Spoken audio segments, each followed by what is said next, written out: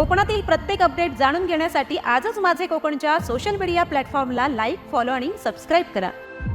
रत्नागिरी जिल्ह्यातील मुंबई गोवा राष्ट्रीय महामार्गावरील वेरळ येथे नव्याने बांधण्यात आलेल्या सिमेंट कॉन्क्रीट रस्त्याला मुसळधार पावसात अवघ्या काही दिवसातच तडे जाऊन 2 ठिकाणी रस्ता खचल्याची घटना समोर आली आहे। या प्रकारामुळे वाहन चालकांमध्ये भीतीचं वातावरण निर्माण झालं असून प्रशासनाने धोकादायक भागात तातडीने बॅरिकेड्स उभारून वाहतूक वळवली आहे। खचलेल्या भागाची तसेच पडलेल्या भेगांची सिमेंट कॉन्क्रीट टाकून दुरुस्ती करण्यात आली आहे। मात्र सातत्याने सुरू असलेल्या पावसामुळे हा रस्ता आणखी खचण्याची भीती व्यक्त केली जाते। त्यामुळे नव्या झालेल्या कामाच्या गुणवत्तेबाबत प्रश्न उपस्थित होत असून या मार्गावरून प्रवास करणाऱ्या वाहन चालकांनी आवश्यक ती सावधगिरी बाळगण्याचे आवाहन करण्यात आले आहे। नमस्कार, मी बाळू सनगरे आणि तुम्ही पाहताय माझे कोकण।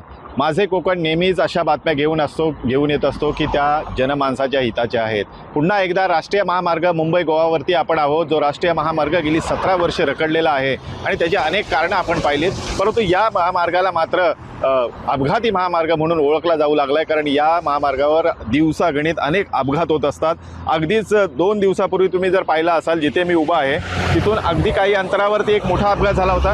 परंतु आज जी स्थिती आपण या ठिकाणी पाहतोय ही मुंबई गोवा महामार्गावरील वेरळ या ठिकाणी एक बायपास आहे, अंडरपास आहे आणि त्याच्यावरती असणारा हा छोटासा पूल जो आहे तो मात्र मोठ्या प्रमाणात खचलेला आहे। वरतून जर तुम्ही पाहिलात तर मोठमोठ्या भेगा या ठिकाणी पडलेल्या आहेत। परंतु दुर्दैवाची बाब ही आहे की या भेगा वरून मलमपट्टी लावून बुजवण्याचं काम या ठिकाणी केलं जातं। अगदी तुम्ही या ठिकाणी बघत असाल तर हे काही कामगार आहेत, ते अगदी हातामध्ये सिमेंट घेऊन हाताने वरच्या बाजूने हे भेगा मोठमोठ्या ज्या भेगा पडल्यात ते बुजवण्याचं काम करतात। परंतु यातून हा उपाय होणार नाही, कारण या बाजूला जर पाहिलात तर मोठमोठ्या भेगा या ठिकाणी पडल्यात। राष्ट्रीय महामार्गावरती या ठिकाणी बॅरिगेटिंग केलेलं आहे, परत त्या पलीकडच्या बाजूला तुम्ही बघाल तर तिकडेही बॅरिगेटिंग केलेलं आहे आणि वाहन चालकांना प्रचंड ह्या सगळ्या वाहतुकीमध्ये त्रास होतोय। परंतु दुर्दैवाची बाब ही आहे की ह्या अंडरपासवरती असणारा हा ब्रिज पूर्णतः मोठमोठ्या भेगांनी खचलेला आहे आणि असं असताना देखील या ठिकाणी मात्र प्रवाशांच्या जीवाशी खेळण्याचं काम ठेकेदार करतायत की काय, कारण याच्यावरती फक्त साध्या सिमेंटनी मलमपट्टी लावण्याचं काम या ठिकाणी केलं गेलं आहे। तुम्ही त्या बाजूला जर बघाल तिथे अंडरपास आहे,